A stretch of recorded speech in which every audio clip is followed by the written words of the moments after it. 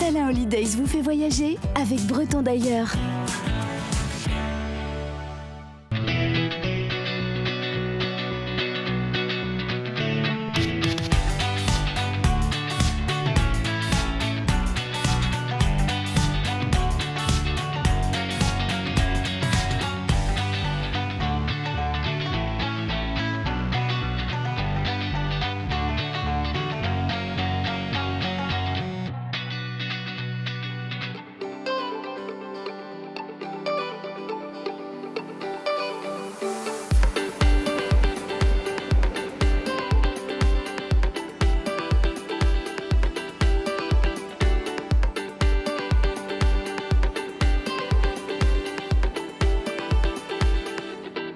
Bienvenue aux Pays-Bas, un pays d'eau pour le moins. Plus d'un tiers du pays vit en dessous du niveau de la mer. Cela fait des siècles que les Hollandais combattent cet élément hostile en créant des digues, en créant des polders, en luttant contre la mer en fait, et en construisant sur la mer. Nous sommes à Amsterdam, on va visiter un peu les alentours d'Amsterdam et on reviendra ici dans la capitale pour rencontrer nos Bretons. Vous verrez, il y a quand même quelques points communs entre les Bretons et les Hollandais, et notamment la mer.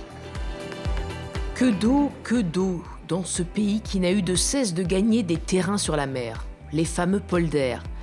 C'est l'un des plus denses aussi, où 17 millions d'habitants se partagent une superficie équivalente à celle de la Bretagne originelle. D'origine sont aussi ces moulins à vent, si caractéristiques du pays. Et ils fonctionnent. Chacun est destiné à un usage précis.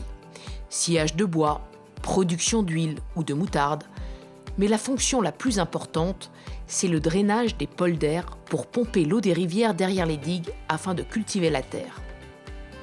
En pleine Hollande septentrionale, Broek en Waterland, littéralement le marécage dans le pays d'eau, est un parfait exemple de cette omniprésence aquatique. Village charmant et huppé aujourd'hui, il était au XVIIe et XVIIIe siècle une résidence populaire pour les marins et marchands d'Adam. Un endroit où même Napoléon fit escale. Exactement ici. Napoléon, dont on entendra le nom encore bien des fois dans ce pays. En attendant, voici l'IJsselmeer, l'ancien golfe marin.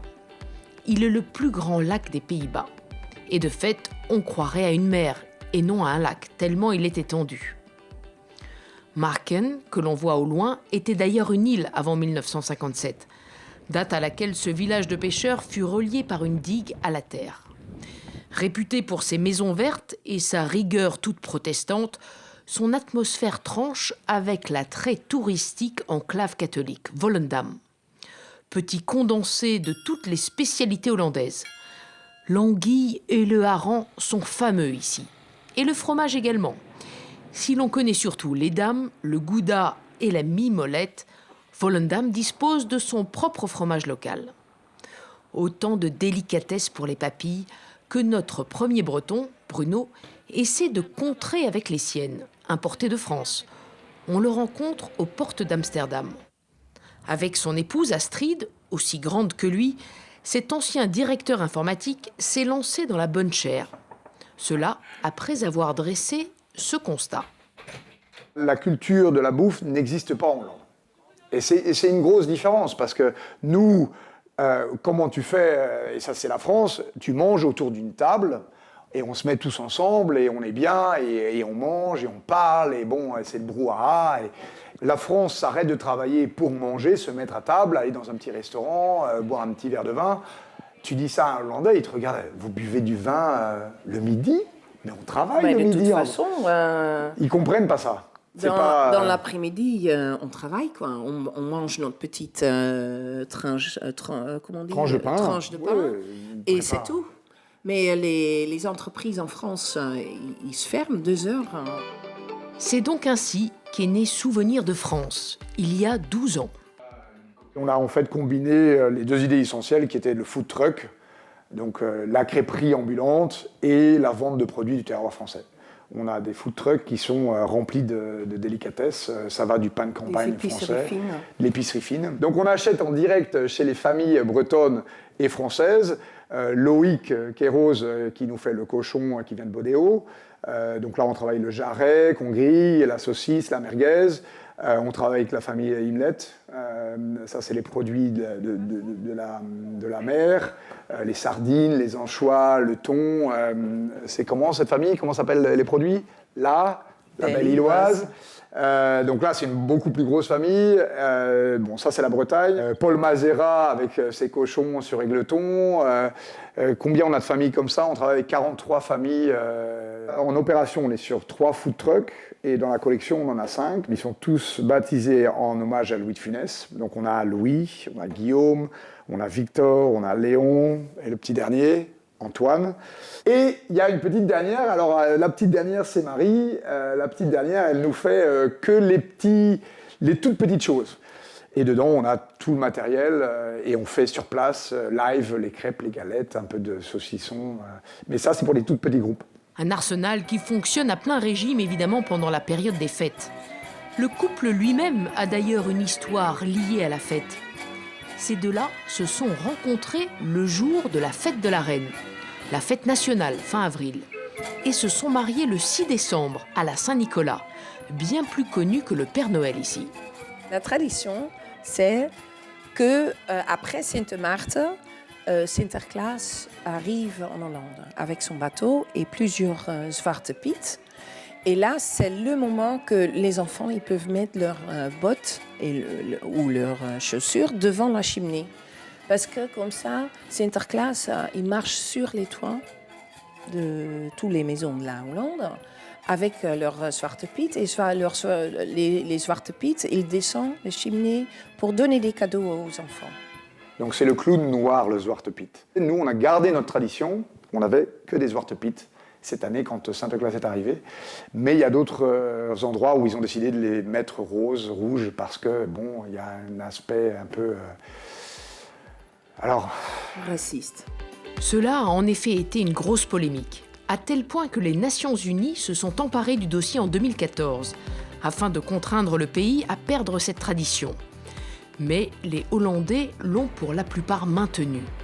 D'ailleurs, « Je maintiendrai » est leur devise nationale. Nous arrivons à présent à Amsterdam, capitale et ville la plus peuplée du pays avec plus d'1 million d'habitants, littéralement la digue sur le fleuve Amstel. D'ailleurs, c'est bien sur l'eau que la Venise du Nord se découvre le mieux, grâce à une promenade sur les canaux.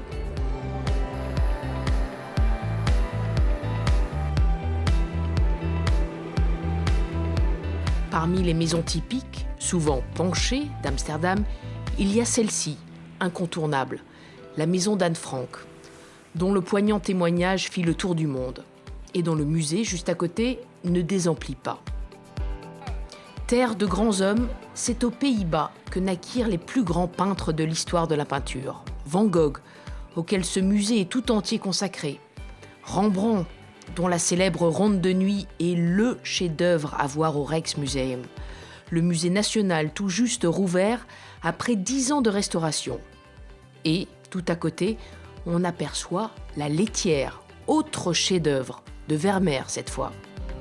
Le peintre de Delft, qui avait un don particulier pour peindre et mettre en lumière les jeunes femmes, aurait sans doute été séduit par celle que je rencontre à présent, une Bretonne de 22 ans, dans cette nouvelle crêperie, au coin d'une rue. Quelle surprise de découvrir une crêperie bretonne en plein cœur d'Amsterdam. Ça fait pas longtemps que vous êtes ici. Alors moi, ça fait 2 ans que je suis arrivée. J'ai d'abord travaillé dans une pâtisserie française et Cocotte vient d'ouvrir il y a seulement 2 mois. Et c'est une vraie crêperie bretonne, vous êtes bretonne? Moi, je suis bretonne, ouais, je suis de Port-Manec, dans le Finistère. Et oui, c'est une vraie crêperie bretonne. On fait des galettes de sarrasin, on fait des crêpes de froment, des kouign-amann, on fait aussi des tartes tatin qui sont pas bretonnes et des crumbles.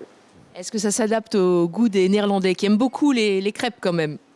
Ah oui, alors c'est pas du tout la même chose. Ici, ils ont les pannenkoeken, c'est beaucoup plus épais. Et aussi, ils ont vraiment la bouche sucrée. Du coup, c'est parfait pour la Hollande. C'est vraiment le bon endroit pour ouvrir une crêperie. Donc ça débarque bien. On vous souhaite beaucoup de courage. Amateurs de pannenkoeken, les crêpes, de drop, la réglisse et autres sucreries, les Hollandais aiment aussi les poffertjes, des petites crêpes à déguster avec beaucoup de sucre et beaucoup de beurre. Je goûte à la spécialité locale avant d'aller affronter d'autres rayures. Alors des pulls bretons, on en trouve partout, même aux Pays-Bas. Et des pulls qui s'appellent braise, mais qui sont fabriqués ici aux Pays-Bas, c'est ça? En fait, c'est 21 lignes qui correspondent aux 21 victoires de Napoléon, il fallait le savoir. Et puis, elle a voulu rendre compte, aussi faire quelque chose d'un peu plus hip, un peu plus trendy. Et vous la connaissez comment? Vous êtes une blogueuse installée ici, c'est ça? Oui, voilà, je suis une blogueuse installée aux Pays-Bas. Je blogue sur la France et aussi sur la Bretagne, parce que c'est une région que j'adore. Et voilà, et en fait, on s'est rencontrés par hasard. En fait, moi, j'ai découvert sa marque sur des réseaux sociaux.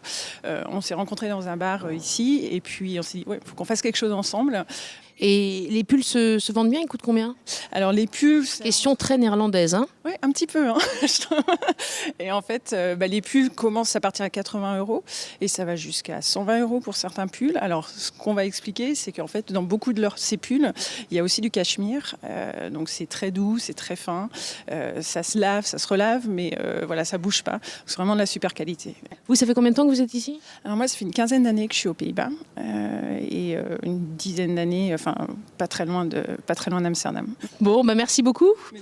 Kenavo. C'est vrai que Napoléon possède toute une histoire avec la Hollande, surtout son frère, qui en fut le premier roi et grâce auquel Amsterdam devint la capitale. Voici son palais, le Palais Royal, un ancien hôtel de ville qui trône sur le Dam. C'est devenu un palais royal à cause de Louis Bonaparte. C'était le frère de Napoléon qui est devenu le roi de la Hollande en 1806. Et il a voulu vivre sur la place du Dam. C'est pour cela qu'il a transformé l'hôtel de ville en palais royal. C'était sa résidence jusqu'en 1810, quand il a été renvoyé par son frère. Louis-Napoléon faisait de son mieux pour le peuple néerlandais. Il voulait même parler notre langue, mais il se trompait de temps en temps. À un certain moment, il voulait dire « je suis le roi de la Hollande », mais au lieu de ça, il a dit « je suis le lapin de la Hollande », parce que le mot pour lapin, c'est konijn, et le mot pour roi, c'est koning. Alors, ik ben konijn van Holland. Ça signifie autre chose pour les Néerlandais. Alors, quand on parle de Louis, on parle toujours du lapin de la Hollande. En tout cas, le roi actuel, lui, ne pourrait pas se tromper. Point de défaut de prononciation chez ce natif d'Utrecht, descendant de la famille d'Orange-Nassau, la maison régnante qui doit son nom d'ailleurs à l'ancienne principauté d'Orange, en France. Succédant à 3 générations de reines, Willem Alexander est devenu roi le 30 avril 2013, après l'abdication de sa mère, Béatrix. Ici, dans l'église nouvelle. C'est également ici qu'il épousa en 2002 la très aimée Maxima, d'origine argentine, et avec laquelle il a 3 filles. Les femmes ont donc souvent régné aux Pays-Bas. Elles étaient même plus nombreuses que les hommes. Cet endroit en atteste. Fondé au XIVe siècle, le béguinage d'Amsterdam accueillait ici des célibataires catholiques très pieuses. Endroit étonnant par la quiétude qui y règne, alors que la Kalverstraat pétarade juste à côté. Il existe aussi d'autres havres de paix insoupçonnés, derrière les façades de briques. Ici, par exemple, en plein quartier du Jordan, un quartier qui abrita au siècle d'or des ouvriers et des huguenots fuyant la France, un quartier qui tirerait son nom des jardins qui l'agrémentaient. La végétation y est en effet plus dense qu'ailleurs, sauf évidemment dans le Vondelpark, le poumon de cette ville d'eau. Un parc entouré de beaux immeubles, abritant des cabinets d'avocats prestigieux pour la plupart. C'est dans l'un d'entre eux que nous avons rendez-vous avec une juriste, Gwenaëlle. Cette ancienne avocate, finistérienne, est arrivée il y a presque 25 ans, un peu par hasard. J'ai prêté serment à Paris il y a plus de 20 ans et je suis partie faire un stage à Londres. Je suis restée à Londres pendant un an et demi et j'ai rencontré une collègue avec qui j'ai sympathisé qui avait un ami néerlandais. Donc elle a déménagé à Amsterdam et m'a invitée à venir passer un long week-end à Amsterdam. Donc je suis venue dans le but uniquement de découvrir la ville. Et nous sommes allés à un tournoi de hockey où j'ai rencontré celui qui allait devenir mon mari. Un mari avec lequel elle a 3 enfants, tout aussi hockeyeurs que lui. Gwenaëlle, elle, a plutôt opté pour d'autres sports. Je suis arrivée aux Pays-Bas, je me suis mise à faire du patin sur les canaux parce que je me disais ça c'est pas possible, ça a l'air tellement sympa, il faut absolument que j'apprenne. Et je sais le faire, mais hélas, les canaux ne gèlent plus les dernières années. Donc ça, c'est un peu dommage. Le hockey, j'ai essayé de m'y mettre. Mon mari m'a toujours dit oh, fais attention, c'est un sport qui se commence jeune. Donc je n'ai pas persévéré, mais je fais beaucoup de tennis et le fameux sport national, le vélo. Ainsi, petit à petit, cette Bretonne, qui parle aujourd'hui parfaitement le néerlandais, est devenue une vraie Hollandaise. Et il y aurait d'ailleurs beaucoup de points communs entre Bretons et Néerlandais. Ce sont des gens assez directs, peut-être une certaine rudesse aussi dans les premiers contacts. Une relation qui est assez simple aussi avec les gens, qu'on retrouve chez les Bretons, qu'on retrouve ici aussi. Ils sont fiables, solides. Donc ça, c'est une base, oui, c'est certain. Ils ont ça en commun. Après, il y a une sensibilité qui est peut-être différente. Parce qu'en France, il y a quand même un modèle pyramidal, hein, avec une distance entre le chef et l'employé, le vouvoiement, alors que quand on arrive aux Pays-Bas, c'est tutoiement et complicité, c'est très cool, donc c'est très déroutant en fait. Alors ce qui est agréable, c'est que le mi-temps, ou par exemple travailler 4 jours, c'est très très bien accepté ici. Donc ça facilite de combiner, en fait, de concilier un travail quand même d'un certain niveau avec une famille. On peut également partir d'un cabinet d'avocat vers 6 heures aux Pays-Bas, alors que je pense que c'est impensable à Paris. À Paris, c'est 8 heures. Le néerlandais arrive à l'heure, il a un agenda, il le tient, c'est terminé, il a conclu, il s'en va, même s'il est midi, alors que le français, il arrive un peu en retard, c'est moins efficace, et puis quand il est midi, il va surtout déjeuner avec son client. Voilà. Quoi qu'il en soit, cette juriste s'y retrouve ici, grâce à Napoléon encore, et à son frère bien sûr, Louis Bonaparte. Heureusement pour moi, quand on remonte dans l'histoire, on sait que le code civil et le code de commerce, c'est le code Napoléon. Donc, à l'époque, c'était début du 19e siècle, donc, que Napoléon a promulgué le code civil en France. Et à la même époque, son frère, Louis Bonaparte, qui était prince de France, est devenu roi du royaume de Hollande.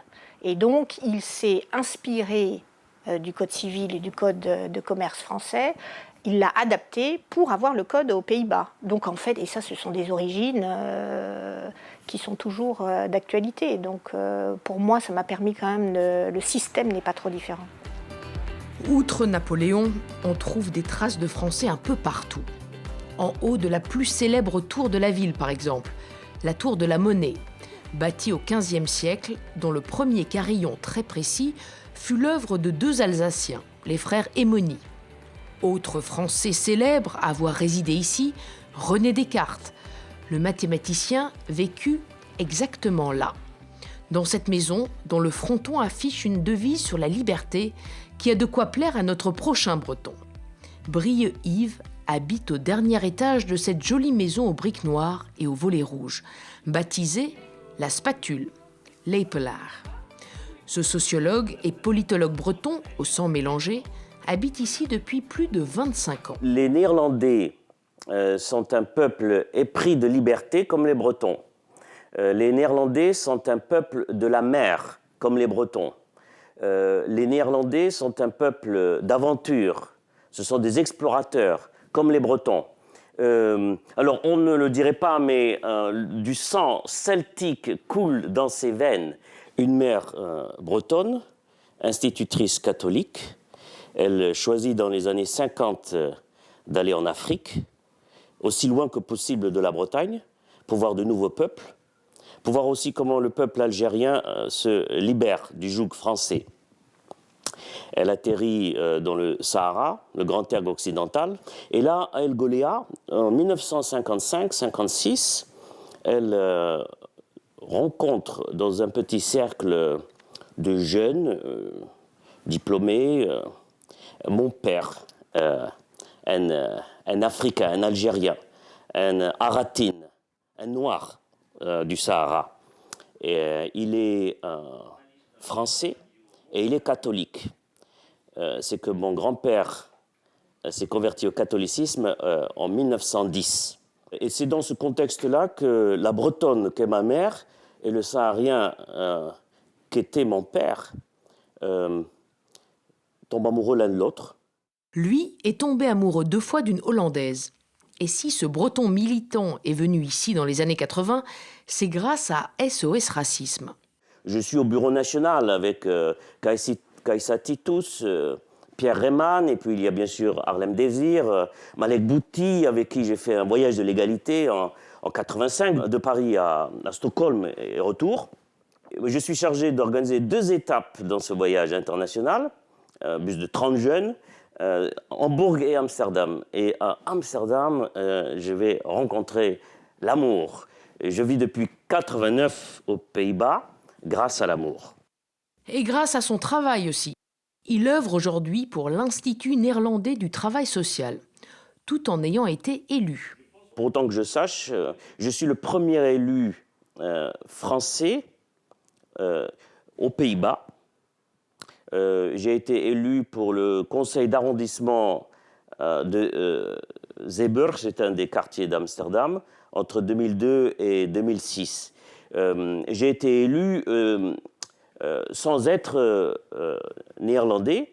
Les Pays-Bas connaissent depuis une révision constitutionnelle de 1983 une dissociation entre la nationalité et la citoyenneté. Donc on peut être citoyen, on peut voter et être élu au niveau local sans être national. Ici, on reconnaîtra beaucoup plus rapidement le communautarisme, l'appartenance au groupe. Le politique se référera à son groupe d'appartenance d'origine marocaine ou turque, tandis qu'en France, la référence communautaire, la référence à un groupe ethnico-culturel n'est pas légitime. On ne connaît que des individus. Cette analyse sociopolitique du pays, nous la retrouvons aussi chez notre dernier Breton, Laurent. Tout aussi engagé que Brieux-Yves, mais sur d'autres fronts. Ce professeur de sciences politiques nous a donné rendez-vous dans le nord d'Amsterdam et ses nouveaux quartiers. Beaucoup de constructions y ont émergé ces dernières années, à l'image de ce palais de la justice inauguré en 2013, à l'image aussi de la tour d'Adam, l'ancienne tour Shell, totalement rénovée en 2 ans et réouverte en 2016. Ou encore de ce lycée moderne juste à côté. C'est là que nous rencontrons Laurent. Après avoir été élu local, lui aussi, comme Brieux-Yves, DJ, journaliste, il enseigne dans cet établissement depuis 6 ans et en néerlandais, s'il vous plaît. Alors en fait, ici, le système, officiellement, il est basé sur la personnalité des élèves, donc une partie leur QI, qui est une façon bizarre de mesurer l'intelligence, mais ça c'est autre chose, et aussi est-ce qu'ils sont plutôt théoriques ou plutôt pratiques. Donc en théorie, les enfants qui n'aiment pas apprendre de façon studieuse, ils vont faire des métiers pratiques. Dans les réalités, il y a 3 niveaux en gros, c'est VMBO, RAVO, VVO. On retrouve les classes sociales. Donc les enfants d'ouvriers vont rester ouvriers, les enfants de petits cadres vont rester petits cadres, et ceux qui ont fait des grandes études vont faire des grandes études. Et dans le VVO, il y a 2 systèmes, il y a le gymnase et le l'Athénée. Le gymnase, ça veut dire qu'on a les langues classiques, latin, grec, et l'Athénée, c'est langue moderne, donc c'est la version moderne du gymnase. Traditionnellement, l'Athénée, c'est un peu les gymnastes qui sont paresseux. Ici, on a un Athénée+, c'est-à-dire qu'ils font moderne, mais avec le niveau intellectuel du gymnase. Donc au lieu de faire du latin et du grec, ils font informatique et philosophie, c'est-à-dire qu'au niveau mental, ils se développent comme des gymnastes sans être coincés dans le latin et grec. Moi, je suis très critique sur ce système. Je ne dis pas que le système français marche mieux, je pense qu'il n'y a pas de système qui marche bien, mais ce système est beaucoup trop rigide et surtout demander à 11 ans déjà aux enfants de savoir ce qu'ils vont faire dans le reste de leur vie. À 11 ans, on est des enfants, même au niveau croissance, même intellectuel, on n'a pas fini de grandir. Je trouve ça vraiment très cruel. Critique sur l'éducation, Laurent loue en revanche le système néerlandais en matière de droits octroyés aux citoyens. La France est de fait un pays plus tolérant que les Pays-Bas au jour le jour. C'est-à-dire le peuple en soi est beaucoup plus tolérant et laisse plus de place aux musulmans, aux homos, etc. Mais le système politique est complètement verrouillé, ce qui fait que même les femmes, qui pourtant parlent la langue impeccable comme les hommes, ont du mal à accéder au système politique en France, alors qu'aux Pays-Bas c'est l'inverse. Le peuple est plutôt moins tolérant en général. beaucoup plus communautariste, mais la politique, c'est un monde un peu à part, est beaucoup plus ouverte. Donc il y a beaucoup plus d'espace en politique pour les minorités. Les femmes, de toute façon, ont des places réservées sur les listes, et les homos, les musulmans, parce que je parle d'eux, ont aussi plus ou moins des places réservées, pas par la loi, mais de fait. Une loi notamment très libérale lorsqu'il s'agit de mœurs. Les Pays-Bas sont ainsi le premier pays au monde à avoir légalisé le mariage gay dès 2001. Et cet homo assumé se sent ici comme un poisson dans l'eau. C'est une des villes les plus tolérantes du monde. Et donc, ça paraît bête, mais quand on est homo, on oublie qu'on est homo. C'est plus important. C'est comme certains gens, par exemple, quand on est noir, dans certains pays, on oublie qu'on est noir. C'est super important. Ben, c'est pareil ici, on oublie qu'on est homo. Et c'est pas qu'on est là pour crâner avec le drapeau gay. On veut juste qu'on nous foute la paix, et on nous fout la paix. Et rien que pour ça, ça vaut le coup. On est en sécurité et on nous fout la paix. Donc en 2002, j'ai épousé mon copain Louis, qui est américano-portugais. Et je pense que je suis le premier Français à m'être marié avec une personne de même sexe. Pays libéral, pays libertaire, pays libertin, la Hollande est un pays d'excès aussi, que l'on constate quand on s'aventure dans le célèbre quartier rouge. Pipe show, prostitution, sex shop, cannabis en vente libre, coffee shop. Amsterdam conserve sa réputation sulfureuse. Voilà, notre parcours s'achève ici, sur la place principale d'Amsterdam, la place principale des Pays-Bas même, le Dam, littéralement la digue. Ça a été la première digue construite par des pêcheurs au XIIIe siècle. Et ensuite, Amsterdam s'est étendu, comme on l'a vu. Je vous souhaite d'excellentes fêtes de fin d'année, prettige feestdagen, prettige kerstdagen. Et comme on dit ici, tot ziens, dag!